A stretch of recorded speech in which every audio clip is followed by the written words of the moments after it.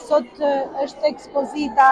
Atlletarizmi, cilën ne në fakt e kemi quajtur të tillë edhe në kuadër të festave të nëntorit. Është një muaj i tërë dedikuar festave të nëntorit dhe ditën e sotme kulmon me këtë ekspozitë në të cilën janë përfshirë të gjitha institucionet tona, publike dhe private, shkolla që i kemi Art dhe Zeje, shkollat e reja të shtuar tashmë rishtas në programin Art dhe Zeje dhe shkolla qendra komunitare, por edhe të gjithë institucionet e tjera arsimore që nuk janë në asnjërin nga këto programe. Siç edhe ju e keni parë, janë punime piktura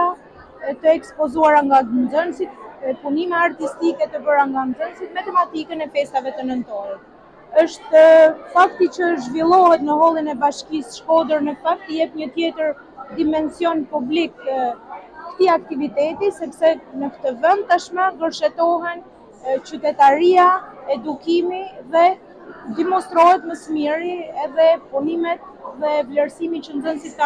kanë për trashëgiminë kulturore. Vlerësimi dhe krenaria që kanë për figurat historike, për datat tona të shënuara historike, por edhe për historinë tonë që na përfaqëson deri në ditët e sotme dhe që na bie detyrë të gjithëve ta trashëgojmë dhe ta ruajmë me shumë fanatizëm. Siç ju e pat, në fakt ne vazhdimisht e kemi vënë theksin tek shkollat që janë pjesë e programit Art dhe Zeje. Dhe kemi grupin e parë të shkollave që kanë punime pafund të ekspozuara, që kanë ardhur me numra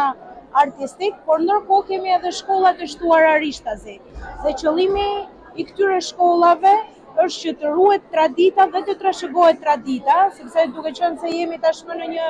shoqëri që ka dinamika që ndryshojnë shumë dhe që teknologjia shpesh herë na bën të harrojmë edhe preardhjen edhe historinë tonë, është shumë e rëndësishme që të ruhet dhe të promovohet. Në fakt, ky aktivitet i ditës së sotme është thjesht fillimi i kësaj jave, sepse gjatë gjithë javës ka aktivitete në të gjitha institucionet arsimore që do kulmojnë pastaj me datën 28, ku do jetë gërshetuar aktiviteti i bashkisë, por njëkohësisht do jenë pjesë edhe institucionet tona arsimore.